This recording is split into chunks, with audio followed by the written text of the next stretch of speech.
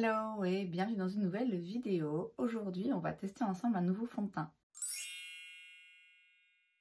Alors quand je dis nouveau, j'exagère un peu. C'est pas réellement un nouveau fond de teint, mais c'est un nouveau fond de teint dans ma collection. Je vous l'ai présenté dans un haul que vous avez vu normalement là il y a quelques jours. Pour rappel, il s'agit du fond de teint de chez RCMA que j'ai pris dans la teinte N210. Je l'ai swatché rapidement et je pense que je me suis pas trompée. C'est un fond de teint dont j'ai entendu parler il y a un petit moment déjà sur la chaîne de Tati Westbrook. Et généralement, quand elle recommande un fond de teint, sur moi, ça fonctionne et il me plaît. Donc on va bien voir si c'est également le cas pour celui-ci. Donc je l'ai acheté sur Beauty Bay. Je me rappelle plus du prix. Moi j'avais en réduction. C'est pas une gamme hyper luxe, mais c'est pas non plus un produit du drugstore. Donc quand même ça coûte de l'argent. Donc on va voir si ça vaut le coup. Avant toute chose, je vais mettre un primer. J'utilise le First Light Priming Filter de chez Becca, qui n'existe plus, hein, simplement parce que c'est un primer que je connais, que j'ai déjà utilisé un nombre incalculable de fois, donc je prends pas le risque d'utiliser un primer qui risque d'interagir bizarrement avec le fond de teint. Comme ça, je peux vraiment voir ce que le fond de teint donne quand je maintiens mes habitudes, quoi. Donc là, je vais faire un test sur toute la journée, à savoir que là, il est déjà 9h30 environ et que, bon, je pense pas non plus que je vais le garder jusque 19-20h, mais on va quand même pouvoir le tester sur la longueur. Donc je reviendrai vers vous en cours de journée et surtout à la fin de la journée pour voir comment il a vieilli. Mais d'abord, on va l'appliquer. Pour ça, je vais utiliser un Beauty Blender parce que c'est la façon dont je ferais normalement. Il me semble que c'est quand même censé être un produit, un fond de teint couvrant. Donc j'ai pas envie d'utiliser mon pinceau El Cosmalex que j'utilise aussi pas mal pour appliquer le fond de teint. Parce que du coup ça va rajouter de la couvrance. Donc dans un premier temps, je préfère y aller au Beauty Blender. Et on va bien voir ce que ça donne. Je mets uniquement ça pour le moment parce que encore une fois, je sais pas du tout ce que ça va valoir en termes de couvrance. Peut-être que j'en ai déjà mis trop. Et c'est parti.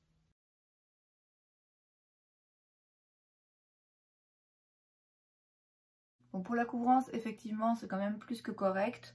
Pour la teinte, franchement, ça a vraiment l'air pas mal.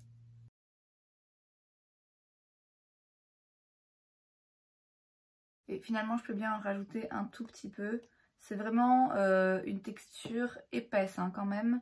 C'est pas forcément quelque chose d'hyper fluide qui va s'estomper hyper facilement.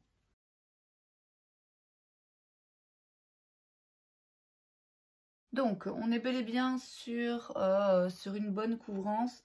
Bon, on voit encore l'un ou l'autre bouton quand même de près. En tout cas, moi là je les vois qui ressortent un peu, mais ça je vais pouvoir les rectifier au correcteur et en soi je pourrais très bien m'en sortir comme ça, hein. Je l'ai dit, c'est une texture assez épaisse, une haute couvrance, mais par contre pour le moment il sèche pas forcément mat, en tout cas j'ai pas l'impression. J'ai 2-3 petites zones de sécheresse autour de mes boutons, mais voilà, elles sont là. Je sais qu'avec tous les fonds de teint, elles vont se voir.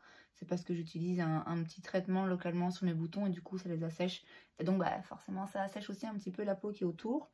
Par contre j'ai l'impression que il bouge un peu plus vite, ce qui est logique vu qu'il n'a pas un fini complètement mat. À mon avis, il va un petit peu plus migrer. On va voir un petit peu en le laissant sécher ce que ça donne. En attendant, je vais mettre de l'anti-cerne.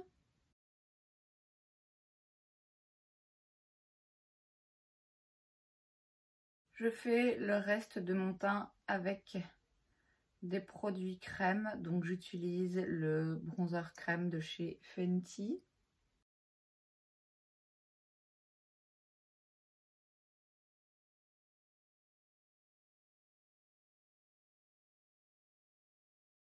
En blush, je prends le Glow Play Blush de chez MAC dans la teinte Blush Please.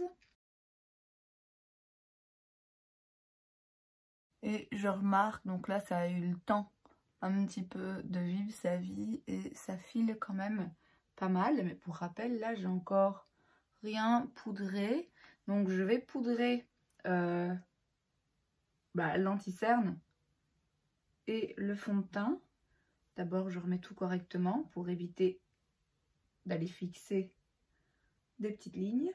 Et je prends ma poudre Laura Mercier, simplement parce que c'est toujours celle que je prends quand je veux tester vraiment l'efficacité d'un produit un petit peu seul. Parce que la poudre Laura Mercier, je sais qu'elle va vraiment juste fixer, elle va être jolie, mais elle va pas flouter exagérément, elle va pas être hyper matifiante. Vraiment juste elle fixe, elle matifie, mais elle laisse quand même vraiment le fond de teint vivre sa vie, quoi. Vous voyez, par exemple, si je teste ce fond de teint avec la poudre de chez Huda Beauty que j'adore, mais que j'adore parce qu'elle floute et parce qu'elle matifie vraiment pour longtemps, bah finalement, est-ce que j'ai vraiment l'occasion de voir ce que le fond de teint vaut? Vous voyez, donc j'utilise ma poudre Laura Mercier pour fixer l'anti-cerne et surtout pour fixer le fond de teint. Donc la zone T, je vais la faire à la houppette quand même. Et ensuite, je prends un gros pinceau et je viens légèrement faire tout le visage. Moi, mes joues, elles sont quand même beaucoup plus sèches. Donc, j'évite d'en mettre trop. Je mets un peu d'highlighter.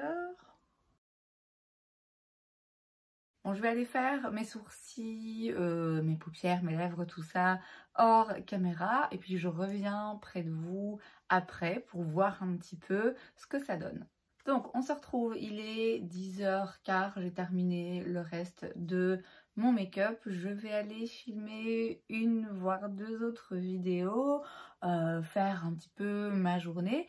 Et je reviendrai vers vous dans quelques heures pour vous montrer un petit peu à quoi ça ressemble. On se retrouve bien plus tard. Finalement, je vous ai pas fait de petits check-in pendant la journée parce que j'en ai pas eu l'occasion.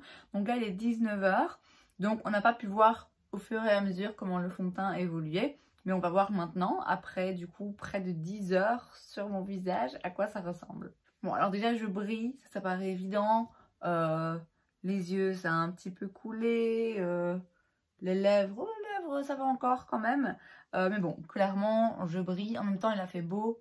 J'ai été dehors un petit peu au soleil 1 heure. J'ai été en voiture, il faisait chaud. Enfin bref, je brille, c'est normal avec mon type de peau. Puisque moi, j'ai toujours la zone T qui a tendance à rebriller un petit peu. Alors, je regarde, j'ai mon miroir ici devant moi. J'essaie de m'approcher un petit peu aussi en même temps. Oui, en effet, c'est très brillant. Et bon, je pense clairement que ça transfère. Alors, ça a été un petit peu dans les plis, mais je suis quand même agréablement surprise parce que en première application, avant de le poudrer, j'ai eu l'impression que direct, il a été dans les rides que j'ai. Et là, finalement, pas tant que ça. Plus dans celle-ci, bizarrement. Pourtant, c'est là d'habitude, elle me pose moins de problèmes. Bon, comme toujours, hein, moi avec mes lunettes, forcément, là sur le nez, ça se retire et ça fait des petits paquets dégueulasses. Alors je trouve qu'il a bien vieilli sur les joues. Bon, j'ai un petit peu de chute aussi de fard à paupières. Il a bien vieilli sur les joues. Sur le front aussi, ça brille, c'est brillant, mais je veux dire, ça peut être très facilement rectifié. Par contre, tout autour de la bouche, là, le menton ici, on dirait que c'est très sec. Et là, c'est un peu kiki quand même. Je vais juste absorber un tout petit peu le sébum avec un petit papier matifiant. Ouais, on voit que c'est quand même bien gras, mais bon, ça c'est mon type de peau, c'est comme ça. Ouais, et alors ce qui est marrant, c'est que du coup, une fois qu'on absorbe le sébum, j'ai l'impression que ça... Ouais, que c'est pas très joli, que c'est sec. En fait, en absorbant le sébum, ça retire un peu de matière, mais du coup, de façon bizarre. Je sais pas si je vais pouvoir vous montrer mon menton, mais ça fait quand même... Ça fait un truc bizarre. Écoutez, je sais pas, je suis sceptique. En termes de couvrance, clairement, on y est. Pour la teinte, il s'est oxydé un petit peu, j'ai l'impression. Mais ça reste quand même vraiment convenable. Franchement, pour l'avoir choisi en ligne, je me félicite. Il est un petit peu épais, je voudrais bien essayer de le mélanger avec autre chose. C'est ma passion hein, de mélanger différentes textures de fond de teint. En fait, je pense que son point fort, c'est que tout en étant couvrant et longue tenue, il reste quand même un peu hydratant, il sèche pas complètement, il n'est pas tout à fait mat et donc il permet de maintenir un petit peu de vie dans la peau. Mais à mon avis, c'est ça qui moi me pose problème et qui fait que ça a tendance à bouger un peu trop et à devenir un petit peu moche sur cette zone.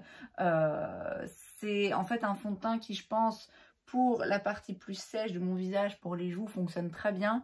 Pour la zone T de mon visage, je crois que ma zone T est rien trop grasse pour ce fond de teint. Mais de toute façon, là, c'est une première impression. Hein, donc, je vais évidemment le réessayer encore et encore en le mélangeant à d'autres fonds de teint, en mettant d'autres bases avant, en utilisant d'autres poudres par-dessus, en utilisant des sprays. Enfin, voilà.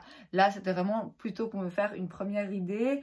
Et la première idée n'est pas négative, mais je suis pas convaincue et je suis pas tombée amoureuse tout de suite. Ça n'a pas été un coup de foudre comme ce à quoi je m'attendais, mais comme j'ai dit, à retester. Et qui sait, peut-être que ça finira dans mes tops. Et c'est donc tout pour cette vidéo. J'espère que ça vous a plu.